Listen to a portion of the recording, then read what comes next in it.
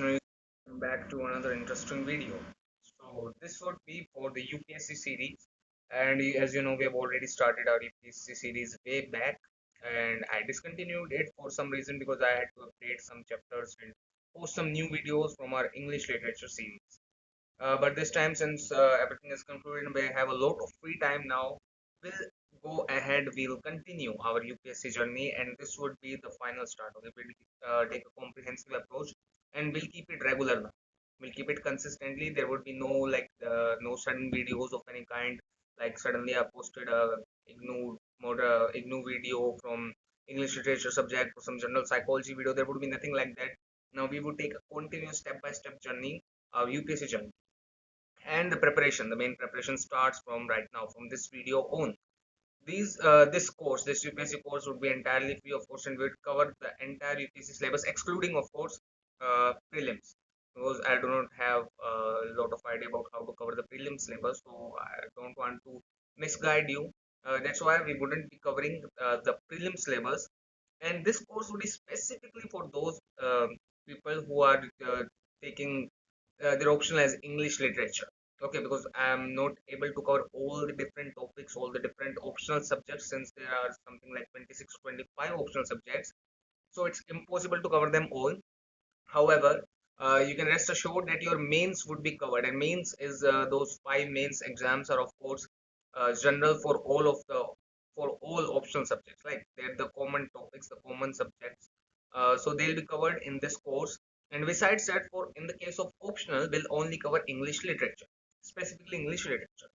So let me give you a brief overview of what we will have to study throughout this course. So we'll do all the NCERT books, including science. I don't know whether we'll be able to cover the science books of 11th or 12th. Now, of course, we'll be skipping the science books from 11th and 12th, but I don't know if I'll be able to satisfactorily cover the science from class 10th or 9th as well. But we'll try our best. Whatever is left, you'll just try to cover it up or understand it from some other varied different kinds of sources, since we're living in the age of internet. So moving on, we will cover all the NCERT books, and after NCERT, we'll read we'll cover two or three subject specific books, like books that are specifically for a particular subject, advanced books. Like for polity, of course, we have M. Lakshmikant's Indian Polity, that's the best book, and we don't need to cover anything else apart from that. For geography, also, we'll take some specific books like that, a specific book that's written on advanced geography, and this so goes on for all the other subjects, all those other subjects that are necessary for the mains examination, those five general knowledge mains question papers, right? So we'll try to cover them like this. And as for the optional would be actually pretty much very easy. It would be pretty easy to cover the optional subjects, since we have a lot of varied sources. So firstly, of course, we'll have to cover our English literature, entire syllabus of English honors. Okay, the entire syllabus of English honors from year 1 to year 3. So we'll have to cover all those books again. Yeah, we'll have to read them all again. Of course, if you have any doubt or you want to, maybe I missed something in the upcoming videos and you want to check it back, so you can just go back to my previous videos. You can mostly find some of the material there. But if you still can't, you're free to message me and I'll reply definitely. And besides this, I don't think there's much of it left. So you'll have to cover the newspaper and GK by yourself, of course. So let's just start the video. Okay, now there are two approaches to covering the UPSC syllabus. So your first approach is, you just skim through the textbooks and you read them again and again and again. Okay, that's an approach. The second approach is that you do very slowly. Okay, you take one chapter, you put 6 days, 5 days, 10 days into that one chapter, and do it very thoroughly. Okay, in a very detailed manner. You point out, you note out every single thing, and okay, you make detailed notes on it, and that will actually ultimately lead you to cover more syllabus. Okay, because from one source you will get connected to very different kinds of sources. You will ultimately reach that point. So we'll be taking the latter approach. Will cover each chapter in very detailed manner. Even I won't be able to explain all those things to you because it would get really detailed. Okay, so even I won't be able to explain all those things. So you'll have to cover them from different topics. But I'll mention all the things that you should read from some other sources, so at least you know that what is it that you read to that you need to see from someone else. So starting with this is our history.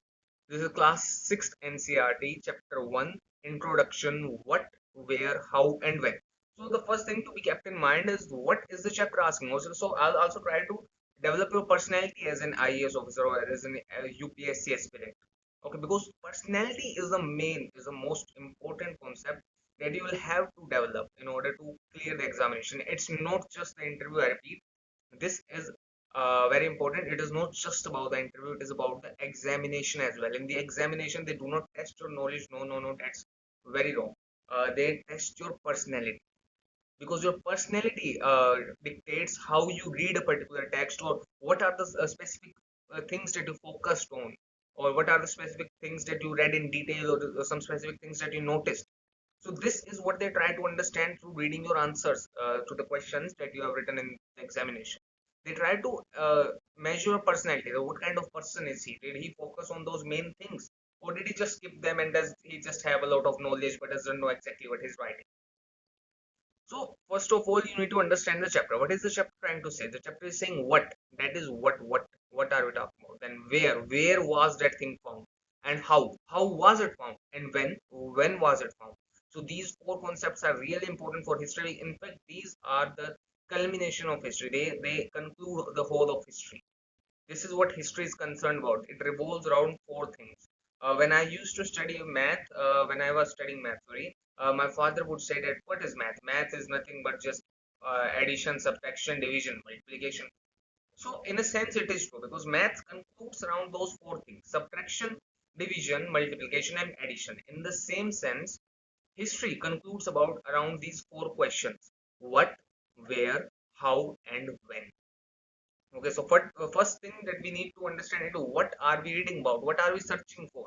What is it that we are looking for? And when we have found what we are looking for, then we ask, where did we found it? Where was that place? And then we ask, how did we find it? And then we ask, when did we find it? Or when was that thing actually placed there, or how old that thing is? Okay, so it's basically related to the same thing. So Rashida's question. Rashida sat reading the newspaper. Suddenly her eyes fell on a small headline: 100 years ago. How, she wondered, could anyone know what had happened so many years ago?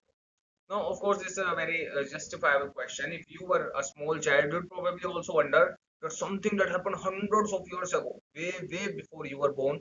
How could you even have an idea about what happened at that time? Okay, even now, most of you are just assuming that we know things about 100 years ago through this, because you have separate pieces of information about your history. Okay, you don't have any conclusive evidence as to what the entire process is about learning about a thing that happened way back. You have just read different separate pieces of information from news, from internet, and some other places, and you've just concluded the technique that are used to identify our past. But through this, we'll learn the detailed technique. And as an IAS officer or as an UPSC aspirant, what you need is not a lot of knowledge, but a complete mastery of the limited amount of knowledge that you have. Okay, I mean, it's impossible to complete all the questions in the in the given amount of time, but it is possible to complete a few questions, but do them so wonderfully that they acquire you full marks. Okay, I mean, you probably wouldn't get full marks, but still you get the gist. So finding out what happened yesterday. Now we're looking at about how do we find things regarding these timelines.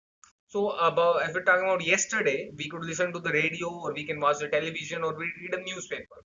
These things tell us about what happened yesterday, or can tell us about. Then how about if you want to know about what happened last year? In this case also you can just skim through the internet. At least I think that when this book was written, the internet wasn't so popular at that time, so they didn't mention it. But they have mentioned here that you can ask somebody who remembers. So what about somebody who doesn't remember? Then you can just go through the internet, you'll find most of the information about last year. Or you can go through some news also. Maybe the news mentioned some particular incident that is related to the current incident, and mention something from last year. Okay, and maybe if you're lucky, you'll find it. But what about long ago? Let us see how it can be done. Okay. Now we'll see that, I mean, even internet wasn't that period of time. Okay. Now you can definitely find on internet any information regarding any timeline. Okay. But what about but who put that information on the timeline, and when that first person who put that information on the internet about that particular timeline, how did he find it? That's the main question. Okay, how did that first person find out this information, the information that he put up on the internet for everyone else to see? What can we know about the past? There are several things we can find out. So first, let us see that what are those things that we can find about the past. Why is it important to know about things of the past, and what information, what knowledge can we gain from it? So there are several things that you can find out. First is what people ate. Second is the kind of clothes they wore. Third is the houses in which they lived. They were they mud and brick? Were they mud houses? Were they brick houses? Were they some kind of made from some kind of different stone? Okay, we can find out about the lives of hunters, herders, farmers, rulers, merchants, priests, craft persons, artists, musicians, and scientists as well. We can also find out about the games children played, the stories they heard, the plays they saw, the songs they sang. Okay, so there is so much information. There's just, there's unlimited amount of information that you can pick up from the past. Where did people live? So the first thing here is to be noted is where did people live? Okay, they're saying that let us first see where the river Narmada is. Where it is. Okay, let's just go back. I can't find. Yeah, here it is. Narmada River. Here it is above Satpura. I think if you can see it here, Narmada River. It is the Narmada. It's almost at the center of our country, right? It's almost at the center of India. So find the river Narmada on map 1, page 2. Here it is, page 2 and map 1. We have located the river Narmada. People have lived along the banks of this river for several hundred thousand years. Okay, it's a really long time span. Some of the earliest people who lived here were skilled gatherers. Okay, now first thing to be noticed is that the first kind of or the earliest kind of people who lived along this river were skilled gatherers. So you can note it down in your notebook if you wish to. I wouldn't do it because I'm not going to make notes right now, so I wouldn't provide you any notes either. Okay. You can skip the notes as well if you want to. In fact, I'll tell you a new technique to write notes in some of the upcoming videos. So, some of you, if you want to write it down, you can just write it down. That some of the first people who lived along these rivers, or the earliest civilizations, were of gatherers. Gatherers. Why gatherers? Okay. Let's imagine that you are in a completely new surrounding. Okay. Let's imagine you as one of the earliest people from the civilization. So, what are you most likely to do? Obviously, you wouldn't have any information about anything, right? So, you wouldn't just go around, okay, let's kill those animals, let's eat their flesh. The first thing you would do is to gather information about your surroundings, get familiar with it. Okay, and how would you do it? You would do it by moving around, right? And moving around, but you'll feel hungry. So what will you do? Of course, you don't know anything about breeding animals, or you don't know about rearing animals, or about planting food. So you will just pick up things from whatever you'll find on your way, something that's edible. You'll just pick it up and you'll start eating it, and then you'll start gathering it. Why gathering it? Because there would be times when you would feel really hungry, but you wouldn't have anything at your immediate disposal to eat. So you will gather some food. You will store some food for later, for harsher periods of time. So that's why our ancestors first became gatherers, because they didn't have any knowledge about how crops were grown, or even if plants, they didn't have any knowledge, in fact, about that plants grew in the soil, or the process of their germination of the seeds and all that. They didn't have any knowledge about it. They were pretty simple. They were very basic, simple, crude people. Not rude, crude people. So what would they do? They would just, for their own subsistence, they would just pick up food from the surroundings, and and for dire needs, they started storing that food. So that's how they came to be known as gatherers, because they would gather the food. That is, people who gathered their food. It's written here. They knew about the vast wealth of plants in the surrounding forests and collected roots, fruits, and other forest produce for their food. Now, they have said that they knew about the vast wealth of plants, but they haven't mentioned that they knew how to grow the plants. They only knew that there were several kinds of plants, and some of these were edible, some were unedible. So they knew these kinds of things, but they didn't know how to actually grow the plants. So that's why they went about collecting roots, collecting the fruits and other forest produce for their food. Now, the next step would be to hunt animals, because it is a natural instinct. You naturally know what is edible and what is not edible. Okay, so when you see an animal, or maybe they discovered it by mistake, but they knew that this good thing could be eaten. So like a small baby, what would a little baby do? He would try to put everything in his mouth and try to chew it with it. Okay, so maybe our ancestors also found meat and started chewing it, and they saw that it was edible, that they could eat it. So later on, more people knew about it, that this is meat and we can eat meat. So, and of course, they weren't completely dumb, right? They had brain. So they realized that they could kill animals and eat their meat, and that's how they become hunters. That's how they became hunters. Now, what they're saying is find Suleiman and Kirthar hills to the northwest. So, where is northwest? Here, Bay of Bengal is towards the east. So, west would obviously be this side. Now I'll tell you something how you can remember which side is west and which side is east. So America is always on the west side. I mean, we have been calling Americans the Western civilization for so many hundreds of years. We refer to America as a Western civilization, the Western civilization, Western influence, Western culture, West globalization from the West. So America is referred to as West. Okay, so the side on which America is, it's considered West, and the other side is obviously East. So whenever someone points you out to the west side, just imagine which side America is. So America is towards this side. So this side is west here. So they're saying find Suleiman and Kirthar hills to the northwest. Which is northwest? It means west side and to the north of India. So it would be somewhere here. See, here they are, Suleiman and Kirthar hills. Suleiman and Kirthar hills. These are Suleiman and Kirthar. Some of the areas where women and men first began to grow crops such as wheat and barley about 8,000 years ago are located here. So these hills were some of the first areas in which people started practicing agriculture. Now, one thing to be noted is that we are specifically talking about the Indian subcontinent. And when I say Indian subcontinent, I do not mean India. India is a country, it is not a subcontinent. When I talk about Indian subcontinent, we include a lot of other things. Okay. I mean, it probably wasn't even, I mean, it wasn't even called India at that time, right? So it's important to know what does Indian subcontinent includes.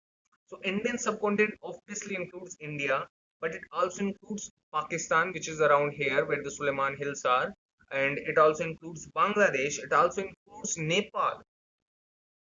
It includes Sri Lanka as well, and Bhutan and Maldives. Okay, Bhutan and Maldives are here on the west, on the eastern side. So it includes this. I actually should open it in some, but I don't think I can open it in some other PDF viewer. So it includes these sides. It is the Pakistan and Bangladesh, the western side, and also includes the eastern sides where Bhutan, Nepal, and uh, Maldives are. So these create Indian subcontinent. Now you can note it down again. So I'll just repeat. The countries that include the Indian subcontinent are India, Bhutan, Maldives, Sri Lanka, Nepal, Bangladesh, and Pakistan. These are the countries that are part of the Indian subcontinent. Okay, moving on. So they're saying now you can note this also down that Suleiman and Kirthar Hills were the first places to start practicing agriculture. So they were one of the first places where agriculture was practiced, and which was about 8,000 years. You can write down the timeline as well if you wish to. It's not so important, but you can write it down. So it started about 8,000 years ago. Okay, so what's the best way to remember the dates? I know that most of you have a lot of difficulty remembering the dates. So what's the best way to remember the date? The best way to remember the dates is obviously to link them. So just like if you have to remember 5 or 6 dates and they are near each other, so try to link them that this was the date and this was around the time when this incident happened, and within a few years this incident also happened, and within a few years this incident also happened. So in this way you'll be able to match them up together. You'll be able to link them together and ultimately linking them to the events in which they were in which some specific thing happened. For example, the French Revolution happened in 1789. Now, this is a specific number that you don't really need to remember. You just need to remember like one, and after that comes 7, 8, 9. So they are in a row. 1, 7, 8, 9, 7, 8, 9. It's in a sequence. Okay. So you just need to connect it with French Revolution. So French Revolution happened in. It would obviously be one. You can't go below one. You can't go above one. Okay. So you know that one is for certain, and you only need to remember seven. And then after that, there could only be two numbers, and those two numbers would be in a sequence. So 7, 8, 9. Okay, that's how you remember most of the dates. Most of the dates almost always form a kind of pattern, and even if they don't form a kind of pattern, just remember really impressive or really really significant events near that timeline and try to connect them together. So you'll ultimately end up finding that particular date that you wanted to find, that you wanted to locate. Okay, moving on. People also began rearing animals. Okay, they know this was also the time. So this civilization was really advanced. Okay, because they started cultivating and they also started rearing animals like sheep, goat, and cattle. And they also started living in villages. So they formed kind of clustered societies. They knew that there is strength in unity. Locate the Garo Hills to the northeast and the Vindhyas in central India. So where is northeast? I told you east is the opposite of west. Where is west? Towards America, and so this would be east. And since this is east, now everything of this can be east. But since we're specifically talking about the Indian subcontinent, this would be the south part. Okay, but we're looking at northeast. So since this is south, then the east of this would be southeast, and this is north, and the east of this would be northeast. So here it is, northeast would be somewhere around here. So they're telling us to find out what. Locate the Garo hills to the northeast and the Vindhyas in the, so these are the Garo hills here, this is the Garo hills, and the Vindhyas in the central India. So central India, here it is Vindhya near the Narmada river. So these are the Narmada rivers and the Vindhya hills. So these hills are very close to the rivers, or to this particular river. These were some of the other areas where agriculture developed. Okay, so we know that in the northeast, where did agriculture start developing the first? Okay, so you should remember them location wise. In the northwest, agriculture developed in the, what were those hills? I just forgot their name. It was just in my mind. Suleiman and Kirthar hills. So agriculture started developing first in the Suleiman and Kirthar hills in the northwest. In the northeast, it developed in the Garo hills, and in the center, it developed in the Vindhyas. So these were the first location in the Indian subcontinent where agriculture developed. When agriculture started, in not developed, you can say started. The places where rice was first grown are to the north of the Vindhyas. So where are the Vindhyas? Vindhyas are in the central, and in the north of Vindhyas, it means a little bit above here, like somewhere near the area of Chambal or Vindhya. Maybe they're not so specific about the region, but you should just know it was in the north of the Vindhya. So it wasn't definitely below it, just above it. Trace the river Indus and its tributaries. What are tributaries? Tributaries are smaller streams of a larger river. Oh, it's already written here. Tributaries are smaller rivers that flow into a larger river. Okay, so basically the same thing. They're all connected with a larger river. These are small rivers which are connected to a large river. Okay, where is Indus? Where is Indus? Here it is, Indus. So it's so huge. So here it is Indus, and here are the tributaries. So what are Indus's tributaries? The tributaries of Indus would be the Jhelum River, the Sutlej River, the Ravi River, and the Beas River, and this Chenab River as well. And what is this Kabul R? I don't really know what it is. So these are the tributaries of Indus River. Indus is the main river, and the branching rivers are its tributaries. About 4,700 years ago. So okay, the first date that was mentioned in this book was 8,000 years ago. So what happened 8,000 years ago? 8,000 years ago, here it is. Crops, they started growing crops 8,000 years ago. There was another date mentioned, but they weren't anyhow specific about the dates. They just said hundreds of thousands of years ago. So here it is, 100,000 years ago, and this was about the advent of people living in here. So the first date that we know about is 8,000 years ago, when agriculture started, or agriculture started developing. Then the second date is 4,700 years ago, when some of the earliest cities flourished. So now we're talking about civilization. So agriculture started 8,700 years ago. Earliest cities developed 4,700 years ago, almost 3,300 years after agriculture. It took a lot of time for them to start forming these cities. Okay, almost 3,300 years. Yeah. flourished on the banks of these rivers. So obviously, the most ideal choice for them would be the rivers because they were in constant need of water. Food they can found anywhere. They can find anywhere. But what's more important is water, clean and fresh water. It can only be found in rivers, ponds, or such areas, right? So obviously, the most ideal choice for a city would be near a river. They didn't at that time. They didn't think that if we have a control over river, then would be able to do good trade. Will be able to uh, levy huge amounts of tax on trade. There wasn't such a concept at that time. They simply thought that there would be a good and fresh source of water if we establish our cities near a river. Later, about 2,500 years ago, cities developed on the banks of the Ganga and its tributaries and along the sea coast. Okay, now after that, cities started developing all around the rivers near Ganga, and some even started developing near the sea coast. Okay, maybe this was probably the time when trade started around. Trade was developing, and there were lots of tradesmen going around through the sea routes coming into the Indian subcontinent, going outside of it. Locate the Ganga and its tributary called the Sun. So Ganga has a tributary called Sun. Okay, let's first locate here. It is Ganga here. Here it is Ganga River. This is the Ganga River. It has a tributary here. Here it is the Sun River. Okay, does it have a tributary named Ganga as well? I think it has a tributary by the name Ganga as well. It means Ganga is a river and it is also tributary. Just let me do a quick search and we'll just know it right now.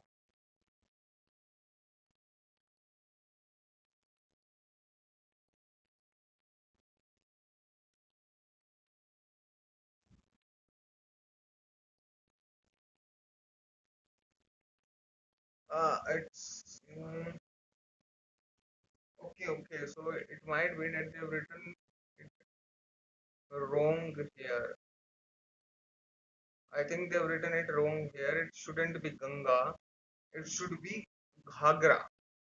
So it should be the Ghagra River.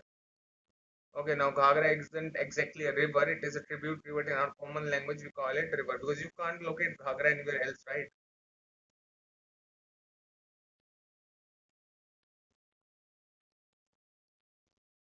So this is not this here. Here this is written wrong.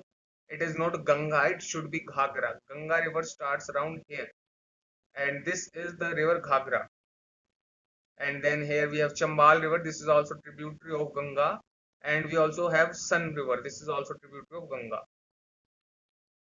Okay, now remember, now this is taking a lot of time, I know, but we are reading this chapter in a very detailed manner. So after we're done with this chapter, you won't have anything left in it. You don't need to come back to it again, and you'll also gain a lot of more information from many other things. Now the second time you come back to this chapter could be to only make notes. The places where rice was first grown are to the north of the Vindhyas. Oh, actually, I've already started it again. Yeah. So moving on. In ancient times, the area along these rivers to the south of the Ganga was known as Magad, now lying in the state of Bihar. So this is Ganga here, this is Ganga, and this Ganga here. And to the south, that is this area, this barren, this empty area. This used to be Magad.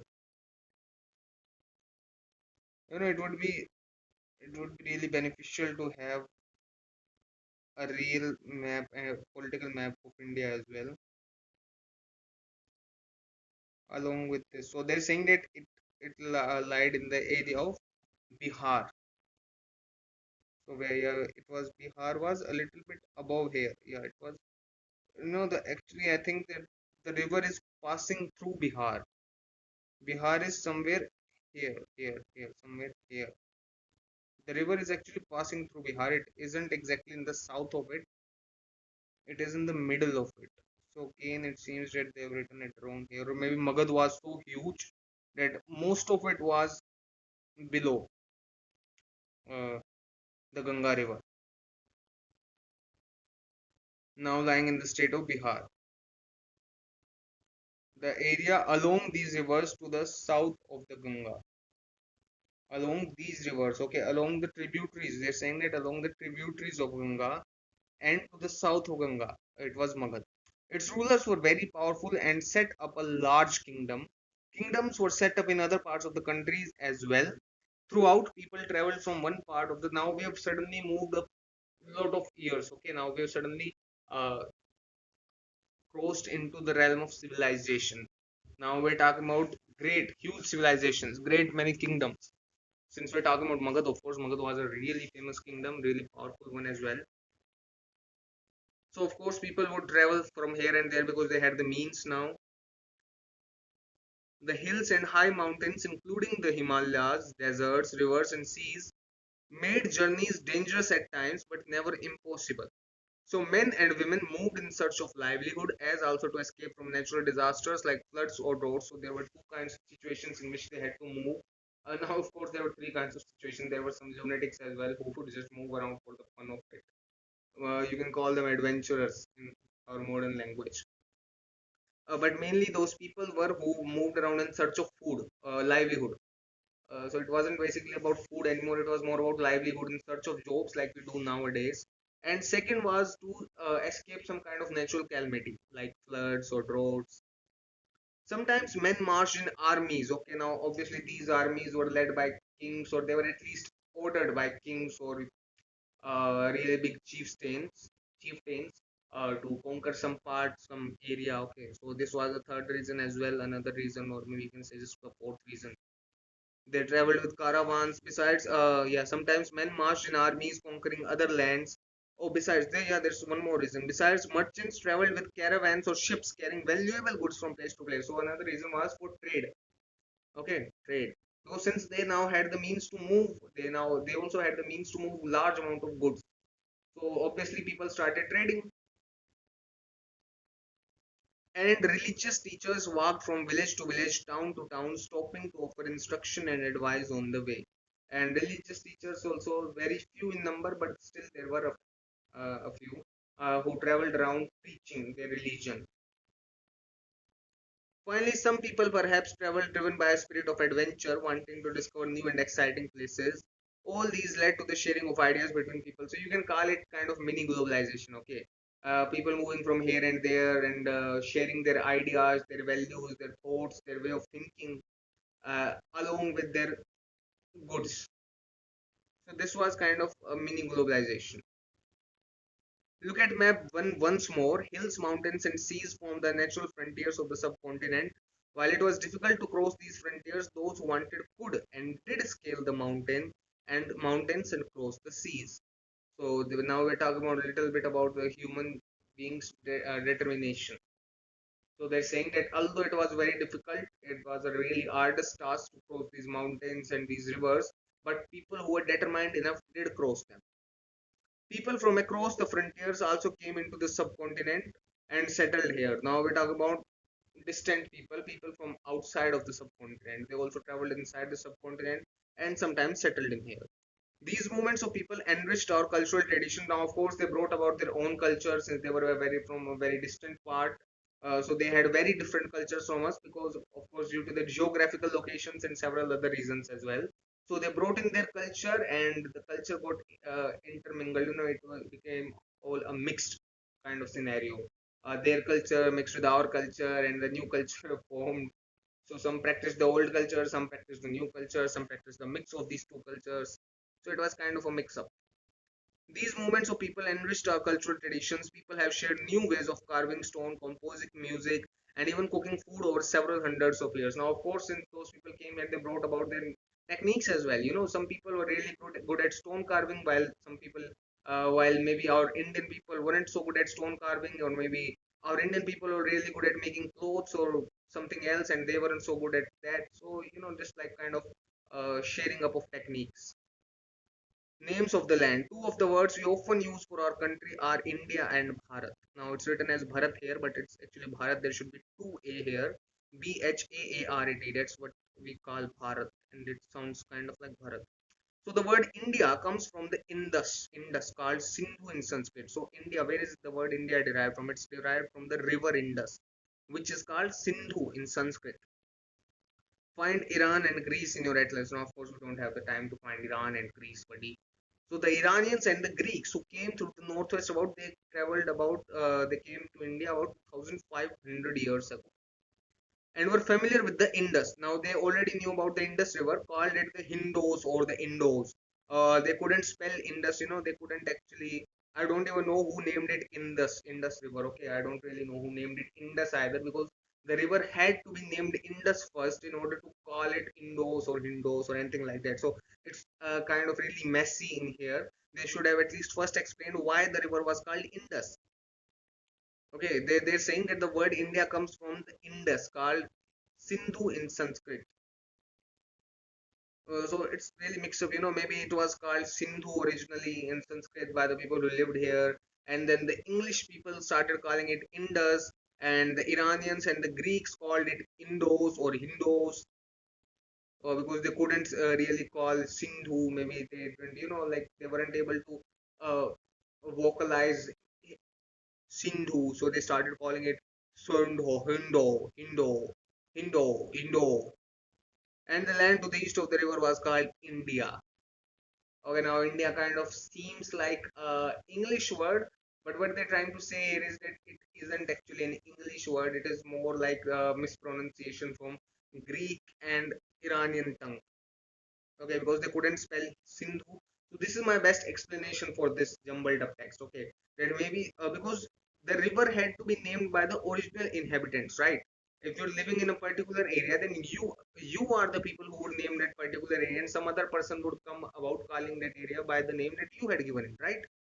So let's say that I'm living at this river, particular river. For now, this river has no name, right? It's not like suddenly some unknown person comes from some place and starts calling this river some particular thing. In fact, he would ask me, "What is this river called, brother?" And then I'll tell him, "Bro, this river is called this." So, so obviously, I was the first person to name that river, right? So my assumption is that our people who spoke Sanskrit language named the river Sindhu, and since the Iranians or the Greek couldn't spell it out as Sindhu, they started in fact calling it Hindu or Indo. Some started calling it Indo, some started calling it Hindu. And when the English came to know about this river from the name of these Greeks or these Iranians, and they named it themselves as Indus. Okay, now this is really messy. Okay, I don't even want to go into details with it, and this is a really controversial subject, so we should just leave it at that. The name Bharata was used for a group of people who lived in the northwest and who are mentioned in the Rig Veda, the earliest composition in Sanskrit. So one more thing that you get to know about is that the earliest composition in Sanskrit was the Rig Veda, which was compiled or which was written about 3,500 years ago. So about 1500 years before these Iranians or these Greeks traveled into our country. And later this name was later used for the country. So first this the first mention of this name Bharat is in the Rig Veda, and it is not no okay now stress upon this particular thing that it was not used to call this land as Hindu or Hindu or this land as Hindustan or Bharat. Oh, sorry, where did Hindustan come from? Bharat. I mean to say that this land wasn't called Bharat or Bharat. In fact, some particular tribe that lived in this area was called Bharat. Okay, the name of this particular tribe was Bharat, and it had nothing to do with the land at all. Nothing, absolutely nothing. In fact, it was very very late that people started referring to this land through the name of that tribe. I don't know for what reasons, and it is not mentioned here either. Now, finding out about the past. There are several ways of finding out. Okay, now we're talking about how. How did we dig up the past? How did we know about the past?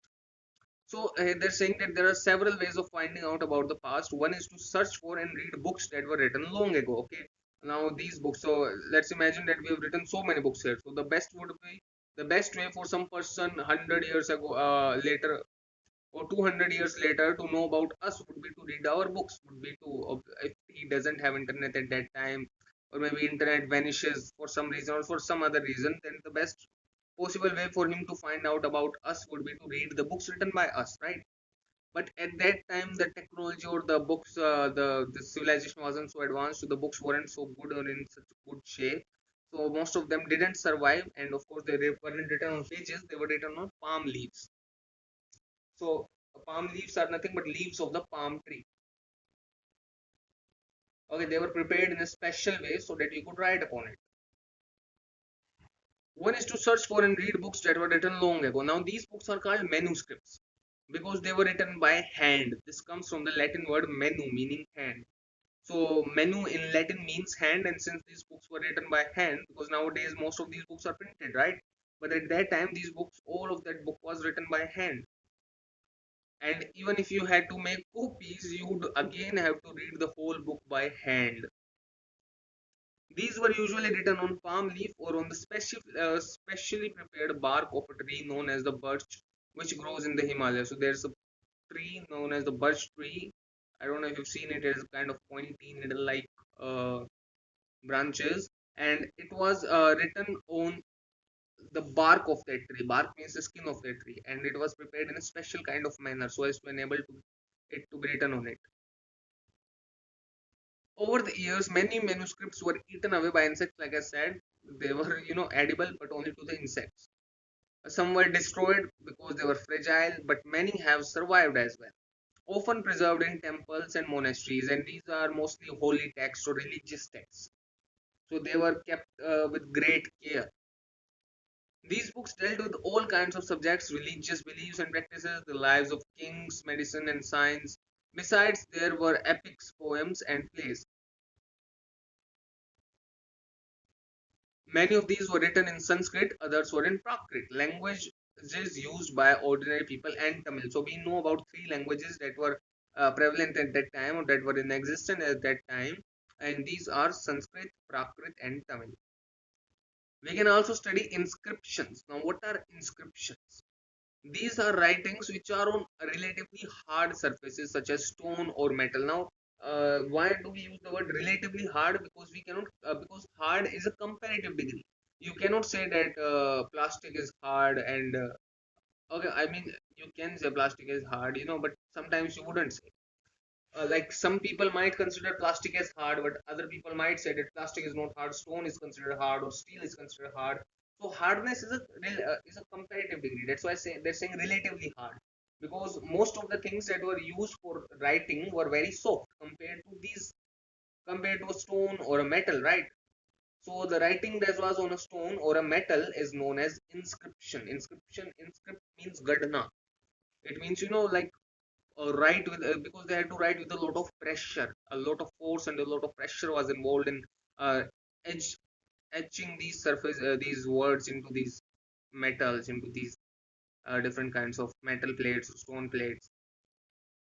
Sometimes kings got their orders inscribed so that people could see, read, and obey them. No, of course, you wouldn't be like, you wouldn't write a book so that people start obeying your orders. You would just write it on a stone slab at a public square so that, because these were really hard surface, so they were really tough, hard to destroy as well. Okay, like they wouldn't perish or they wouldn't be demolished easily. So these important things such as orders or some kind of new amendment, they were usually written on these hard surfaces because they wouldn't deteriorate over time. They would, of course, but it would take a lot of time for them to deteriorate. So that's why they were written on such hard surfaces. There are other kinds of inscriptions as well, where men and women, including kings and queens, recorded what they did. For example, kings often kept records of victories in battle. Now, of course, they had to do that. You know how the kings were. Most of them were so haughty and egoistical. So they often kept records of their great deeds. There were many other things that were made and used in the past. Those who study these objects are called archaeologists. Okay, now we know what archaeologists are. Archaeologists are those people who study the past. Okay, who study the past. They study the remains of buildings. Now, okay, well, I need to clarify one more thing. Those are not archaeologists who study the past. I was wrong about that. Those are actually historians. Those people who study the objects of the past or past objects, those are called archaeologists. Okay, they specifically study the past objects, not the history, not the written records. The objects. They are more concerned with the object and not the record. They study the remains of buildings made of stone and brick, paintings and sculpture. Okay, they study these remains, like whatever is left of them now. They also explore and excavate. Excavate means dig below the surface of the earth. Okay, excavate. It's related specifically to digging below the surface of the earth to find tools, weapons, pots, pans, ornaments, and any kind of any like practically any kind of thing that they can come across. Some of these objects may be made of stone, others of bone, baked clay, or metal. These were most of the things that were used at the time. Most of the elements or most of the substances. Objects that are made of hard, imperishable substances usually survive for a long time. Now, this is obvious. Archaeologists also look for bones of animals, birds, and fish to find out what people ate in the past. Okay, now they are also concerned about bones because bones are very hard in study. Okay, so they most of the bones, or if you are lucky, then most of the bones remain as it is, or at least you can get some bit of information from them. Then also bones contain DNA as well, so it again helps us in identifying the kind of creature that lived, or the kind of food that he or she ate, or the kind of circumstances in which he or she lived. If a plant remains survive far more rarely. Why? Because plants are fragile, right? Plants decompose pretty fast. If seeds of grain or pieces of wood would have been burnt, they survive in a charred form. Do you think cloth is found frequently by archaeologists? Now, of course, cloth wasn't found. In fact, I don't think cloth is found at all because cloth is made up of plant material, so and it decomposes really fast, right? Because all of these remains are buried deep inside the earth, and earth is full of decomposers. Historians. Now we are talking about historians this time. That is scholars who study the past. Okay, scholars. They are concerned with the records, written records. They are concerned with information, or you get what I'm trying to say, right? Often use the word source to refer to the information found from manuscripts, inscriptions, and archaeology. So they use the word source to refer to the information, like what is your source? My source is that manuscript, or my source is that inscription that was found there. Once sources are found, that is these manuscripts, inscriptions, or these archaeological findings, once they are found, learning about the past becomes an adventure. Okay, now this is kind of a mystery, like you are detective, and you are trying to bring about you are trying to collect different kind of clues, and trying to uh, just trying to find what they relate to, or like trying to solve kind of mystery, that what do these clues lead to, what is the final conclusion, what is the end of this story, bro, what is it? Past becomes an adventure as we reconstruct it bit by bit. So historians and archaeologists are like detectives who use all these sources like clues to find out about our past. One past or many? Did you notice the title of this book, Our Pasts? We have used the word past in plural to draw attention to the fact that the past was different for different group of people. And now this is obvious, like your past is different, your father's past was different, your mother's past was different, your father's past was different. So everybody has a different past, and some have a really horrible past as well, really scary past. We have used the word past. Okay, done. For example, the lives of herders or farmers were different from those of kings and queens, right? So kings and queens had a lavish life. They had their own share of burdens as well, but mostly they led a lavish life. Or in any case, they were very different. They were highly, like, completely different from those of herders or farmers. Then there were the lives of merchants. There were the lives of craft persons, and so on. Also, as is true even today. Now, this is true even today as well, of course. People follow different practices and customs in different parts of the country. For example, today most people living in the Andaman Islands get their own food by fishing, hunting, and collecting forest produce. So they are mostly like our ancestors. Like living on hunting, gathering, and agriculture, small scale agriculture here. By contrast, most people living in cities depend on others for supplies of food. Okay, so what they're trying to say that they have their own mini ecosystem. So the people in Andaman Islands, like they like imagine that if there is a family, then that family would not go to some other person or some other market to buy goods. In fact, they would go to the pond or go to the sea and catch their own fish, or they would grow enough food for their own subsistence. They would grow that food themselves. They wouldn't go to some farmer to buy rice or to buy wheat. They would grow it themselves. So they are more like, independent or interdependent as well, whichever word you like more.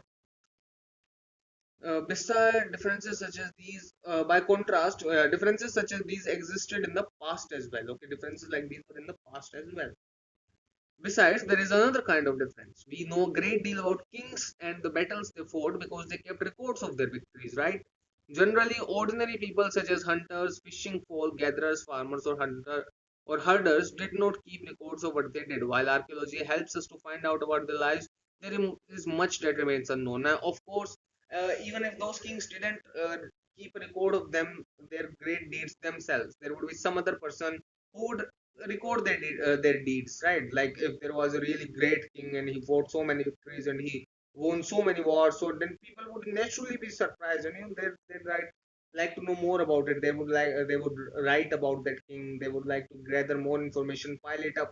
But who'd care about a simple farmer or simple herder? Like you wouldn't assuming, of course, that none of you are really successful in the life and have done something great. So nobody would be pretty much interested in your life. Okay, nobody would come around and writing a biography about you, that please tell me what you did and then what you did then, and please tell me what is your daily routine. Nobody would be interested in your life, right? Nobody would come to me asking that what is your daily life routine? Please, I want to write a book about you. Or don't you write your day-to-day activities? Why you should write about your great deeds, man? I haven't done any great deed to write about. Kings and the battles they fought because they kept records of their victories. What do dates mean? If somebody asks you the date, you will probably mention the day, month, and year, 2000 and something, right? Now, these years are counted from the date generally assigned to the birth of Jesus Christ, the founder of Christianity. So, 2000 means 2000 years after the birth of Christ. So, the easiest way to remember it is that consider the birth of Christ to be the date zero. Okay, let it be zero. Then behind all the years that have passed before the birth of Christ, let them go. Let them just count them normally, but add BC after them. Okay, let's say that 2000 years. We are talking about 2000 years before Christ was born. Okay, 2000 years. We're talking about 2000 years before Christ was ever born. Then you just simply write 2000 and then write BC after that. That is before Christ. If you're talking about 500 years after Jesus Christ was born, then simply write 500. Simple as that. Or if you wish, you can write AD or CE. Not CE, but maybe C only. So 2000 means 2000 years after the birth of Christ. All dates before the birth of Christ are counted backwards and usually have the letters BC, that is before Christ, added on. In this book, we will refer to dates going back from the present using 2000 as our starting point. In this book, we will refer to dates going back from the present. Okay, so we'll be talking about older dates, of course, since we're reading history, but we will take our starting point to be today, to be the present time. Okay, or the time when this book was written. We will take that to be our baseline or our zero, and we will talk about 2000 years before today's time. So we'll be covering 2000 years of history before today, not before Christ or anything else, but before today, before this book was written. So here it is written BC stands for before Christ and AD stands for Anno Domini, meaning in the year of the Lord, that is Christ. So 2012 can also be written as AD 2012. So it's not like AD is as long as Jesus was alive. So the Christians basically still believe that all the time after Christ was born is still counted as Christ's time. That Christ is kind of still alive, and we're still living in the era of Christ. So AD basically means Anno Domini, in the birth of Christ, or what was it again? In the year of the Lord. That is, we're still living in the era of the Lord. So 2012 can also be written as AD 2012. Okay, get it? Sometimes CE is used instead of AD and BCE instead of BC. The letter CE stands for Common Era or it can also mean Christian era, and BCE for before Common Era. We use these terms because the Christian era is now used in most countries of the world. In India, we began using this form of dating from about 200 years ago. So, about 200 years ago, when the British came to India for the, I mean, they were in the middle of it. They didn't come to India at that time. But while we were under the control of the British, we started using their calendar, right? That's how we started using this kind of calendar and these kind of dates, in case you were curious. And sometimes the letters BP, meaning before present, are used. So before present is pretty simple. You should know what before present means. And this concludes our chapter. I hope this was pretty easy to understand, but in case you still have some doubts, you still have anything that you didn't get as well as you should have, you can just write it down in the comments and I'll reply in the comment section as well. Now you should reread the chapter and try to take notes. Well, goodbye and see you in the next video.